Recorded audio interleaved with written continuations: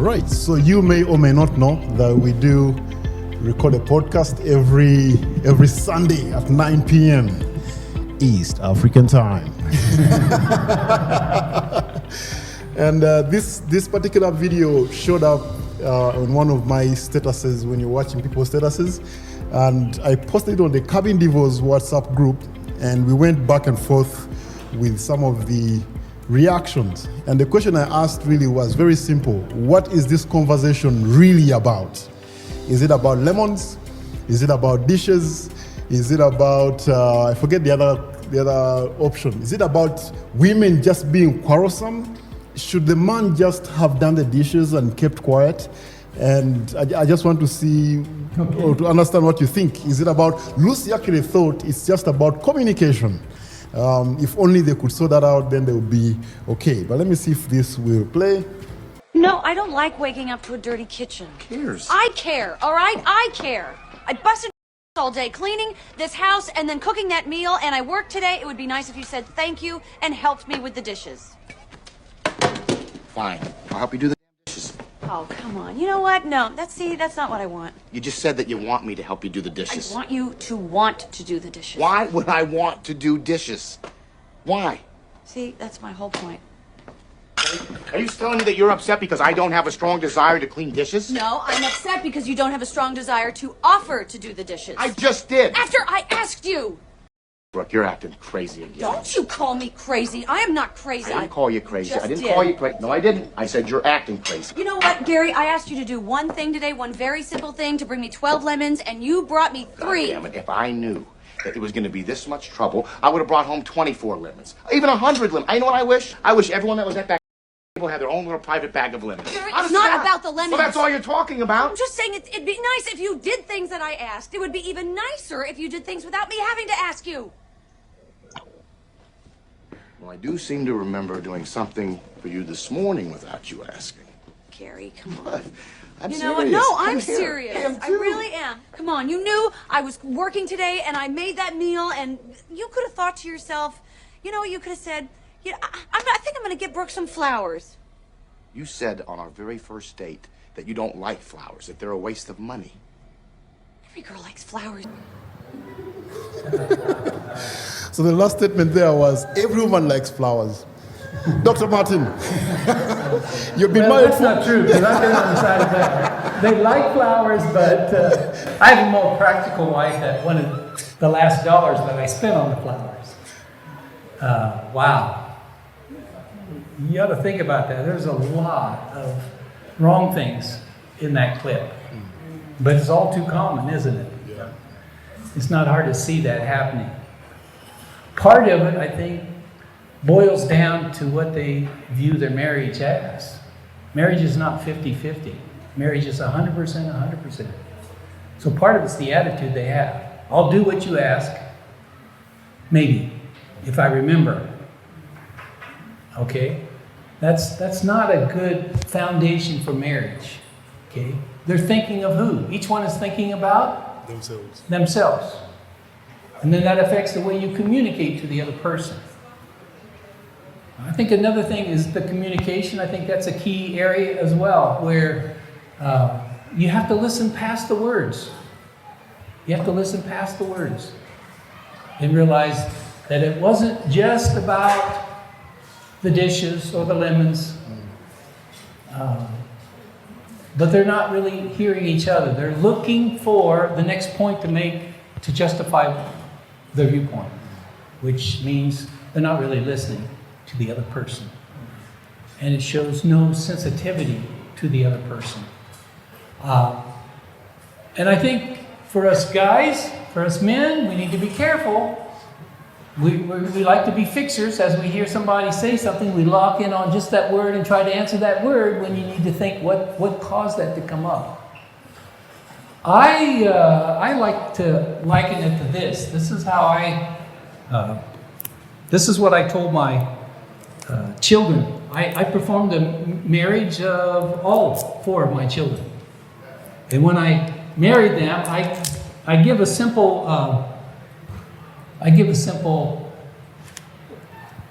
visual aid. Okay? Now, I'm sorry here. I'm gonna make a little bit of a mess, I think. That I better clean up, huh? It's like this.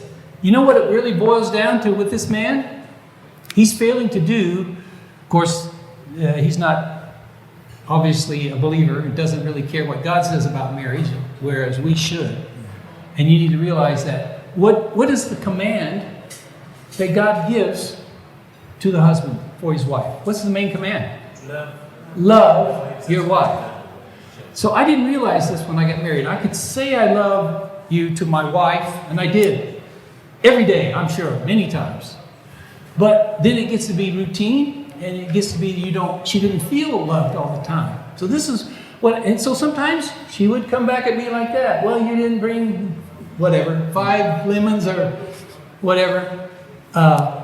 So I said, well, I brought 4, or I'll go get them now. See, I was just going with the words that were said. And here's the thing, when you're talking to each other like that, usually, man, it's because you're not doing what God told you to do, which is love your wife. So this is the example I give to my children, only I can't do it exactly with this, because what I do is I poke holes in the bottom of a cup.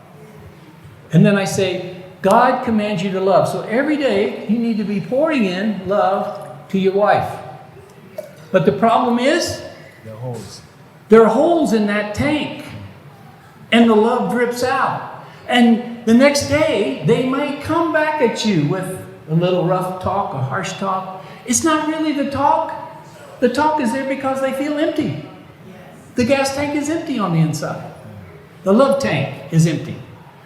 And you say, well, I filled it up yesterday. I bought you this. I took you this. I got the 5 lemons. I got it right this time. Out of 6. But that's not out of 6. I was close. Okay. But that's not the point. The issue is if you do your job of showing love and keep pouring it in, then she will respond to you in the way that she should, which in Ephesians 5:32 says the wife should respect the husband.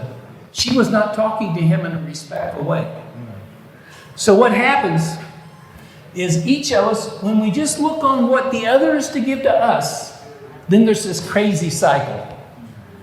You're not showing me respect, so I'm not going to show you love. And I'm not showing you love, so you're not going to show me respect. So it's a never-ending cycle where you're barking at each other like that. And are there any winners? None.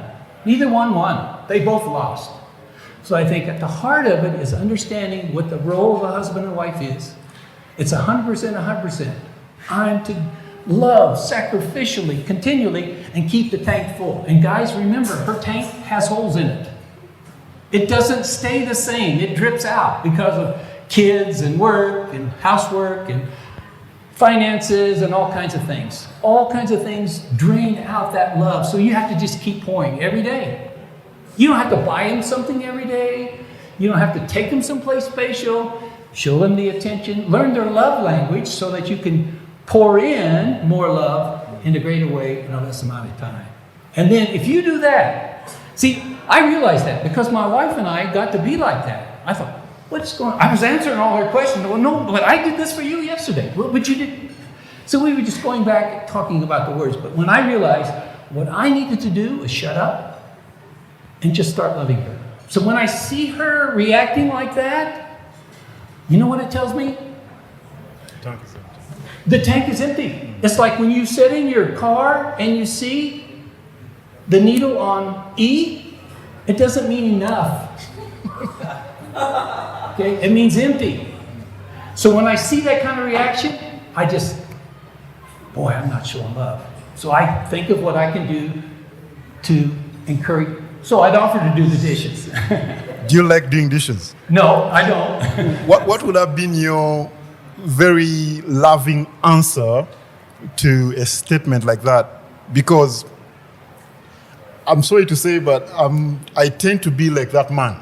Because I kind of stop caring in the sense that, you know, dishes are dirty, who cares? Like, I don't care, you shouldn't. But what would have been your gentle answer to a point where, I don't know what you love to do, that man loved to play video game, maybe for you, you love to study, I don't know.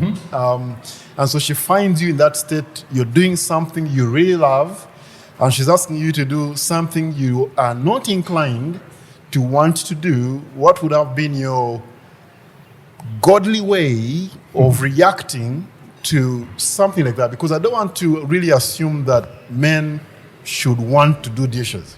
I think it's okay not to want to.